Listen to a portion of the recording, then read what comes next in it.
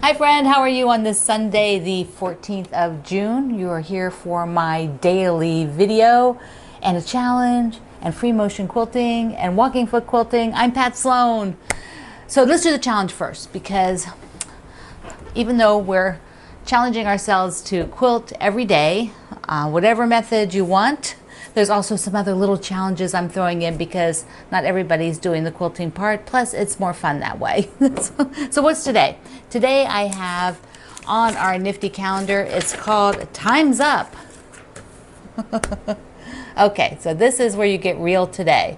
And if you can't do it today, if your mindset's not there, then try to do it this week. So time's up means look around and find that project you have been procrastinating on. You know the one that has been sitting there for 3 years waiting for the binding, one that you have pulled out of the box and put into your space because you're going to work on it and it's been 9 months, the baby quilt and the baby's 2 years old, that one. Find that one. And you're going to make a decision. It's either work on it. So if you decide, you really do need to work on it, you really want this project done, then today spend at least 10 minutes and put it in rotation. Get this monkey off your back, basically, get it in rotation so that you don't have this sort of chirping all the time, like, I'm over here and you haven't worked on me. Nagging, it's called nagging. Your second option is to decide not to work on it for now. That might be like forever. Maybe you've decided, you really do not want to go back to that quilt from, 1982 and work on it. So maybe you can find a friend to give it to. Maybe you can take it to the Goodwill. Maybe you can just take whatever's left and put it into your orphan blocks and then put the rest into your stash. Or you might decide, yes, you do really want to work on it, but you want to be in a better mindset. This isn't it, so you're going to put it away, put it back in the storage, knowing that you're not really working on it right now, nor will you work on it for a while. That way the nagging stops. That little, it's back there going, you didn't work on me. And every time you see it, don't you get that feeling? It's like, ugh, there it is. I didn't work on it yet, and I don't want to work on it. So remove that. That's angst. That's not fun. Either work on it, get rid of it, or store it. You got those options today. All right. Yay. Yeah, that's taken care of. All done. You're good. Tell me what it is too. I want to know which project it is. I'm trying to think about what the project that is for me. I have several. Yeah, several that are just. I'm good about deciding. Like if I'm not working on it, it does get put away. But I probably have a couple that I need to say, I'm just never going to go back and do those, do that project. So there might be one or two of those. All right. So I thought at first I'd just give you a little update on what I did the last few days, well, most of last week. I work with Baby Lock as an ambassador, and that means that usually once a year they bring, they invite a group of us to come out to their training center in suburbs of St. Louis, and they have a beautiful training center. It's where they deal all their dealers, and they actually have a few retail events that go on, but because nobody's traveling this year, so we did it virtual. And we were on Zoom conferences for most of the week. We started out with like a little cocktail party, which was nice. Everybody kind of caught up. I know most of the people, and of the people that joined, that were able to make that sort of social hour, I met one new lady, so that was nice. The rest of the people I've already met. There are a few new ones that came in during the classes. So we did a class on some things for quilting.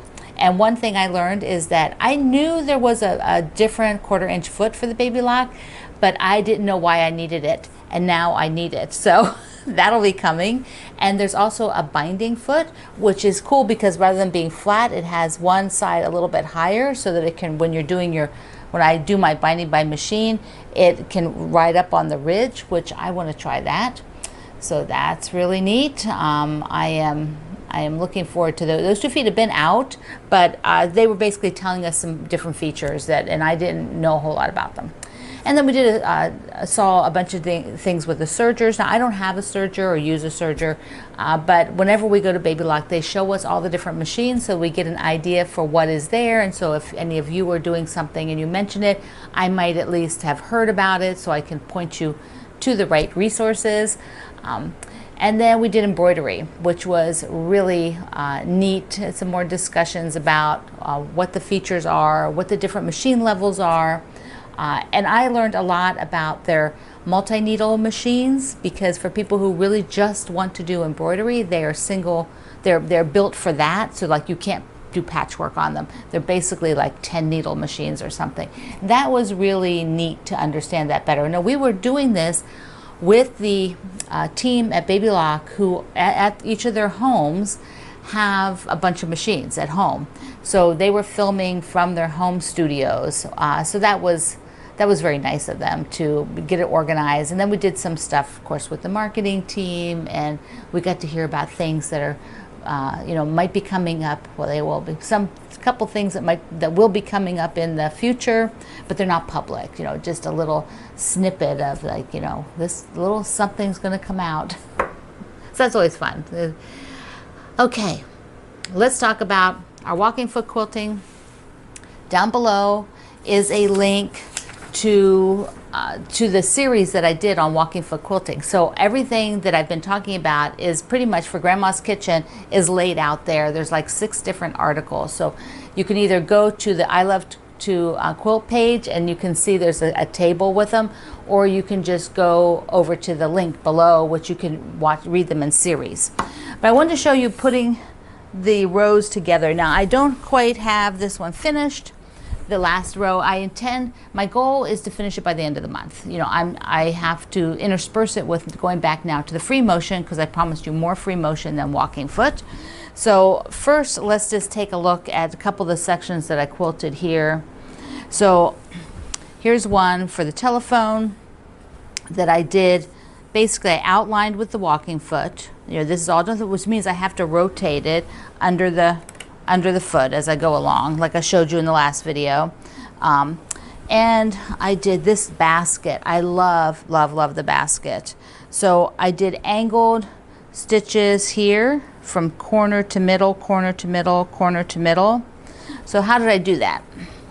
Let me get you in close. So when I'm here, I went to there and then down, there and then down, there, up to the middle and down, up to the middle. Then I just did like the rotating, or like, like almost like sunbeams, And then this is across, this is horizontal. And you can hardly see it on that plaid. This one I did like chevrons in to the center, up to the center, and right to the middle. And then I repeated it on the other side, and then I did the ends the same way. So everything comes down, rotating into that middle. But what I wanted to show you is how you set up to attach this to the top. So here is the top edge, which will be attached to the other larger section. So what I have going on, let me just turn this off. There, I've got the light was still on. Okay, so what I have here is the bottom section where I've got the backing longer. This I will trim to 1 inch, and all this is over on the link that's below the video. And then I cut the batting even here, because when I take the other big portion, the big piece, so this one has the backing will be 1 inch. I'll trim it to 1 inch. And then on this portion here, I've trimmed it all even. You can see backing and front and batting is all straight across, because when I sew these together, they will go like that. They will be even, and then I will sew my 1/4 inch across, and then we'll have a raw seam here. This will be a raw seam, and then this is not trimmed yet, but this is 1 inch, and then this will be pulled over and sewn. And then when you open it up, that will be covering the seam. Whoops. When you open it up, that will be covering the seam allowance, just like what I already have done on the other seam allowance on here, which I showed you on the last video. I don't know if I can find it real quick. Oh, I can't find it real quick, but it's in there, I promise. It's all folded up. That one's a little too hard. So this is flat. This is the key. This is the way I do it for ease. So this will be trimmed to 1 inch. Okay. And you can see the step out photos over on the article because it's a lot easier to see that. And I'll do the direct link and then the link to all of them. Now someone asked, before we go, someone asked, like on the rainbow quilt, could you do this one quilt as you go? And you can, but not after you've put the borders on. You have to do it before the borders. So let me just hold it up. So if you wanted to do this one, don't put your borders on, okay? So then you can take the rainbow part, just those triangles, and maybe do it in 4 big sections, and then quilt those sections. And then what you would have to do is, if you are going to do a border, this border strip from here, the stripe, and then the outer white again, those 3 pieces would need to be quilted on their own, and then they would be attached. Just like these strips are attached here, even though they're big blocks, the borders would be the same thing. So you'd have these long quilted borders, and then you would attach them. Now this is probably about as small a border as I would want to deal with. I mean, this is going to be a little bit more work to rotate with walking foot. I am going to do mine free motion when I do that, not walking foot. And then I promised to show you this book. It is 30% off right now. The link below, Walk. It is amazing. And she has a second book that'll be coming out. It was debuted a couple months ago, but I think due to the COVID-19, the pandemic, that it's a bit delayed getting to stores because I haven't seen it anywhere yet. But Walk has, let me just show you. She has things like this with diagrams that show you how to approach all different styles. And Jackie was a teacher in her first life, and she's now a teacher in her career as a quilt designer. She does a little bit more modern design, but all of these things, there's a lot of thought that goes into them. Like here's the orange peel. She tells you how to think about that. And this is all with your walking foot. So I'll link you to this. Plus you have my book. So in the front of my book are my simple a set of walking feet things that you can do with your walking foot so to keep you going. Okay. Have a fabulous Sunday, and I remember tomorrow is Monday and it is an evening fireside chat so that more people can come during the premiere, which is early, about 20 minutes early.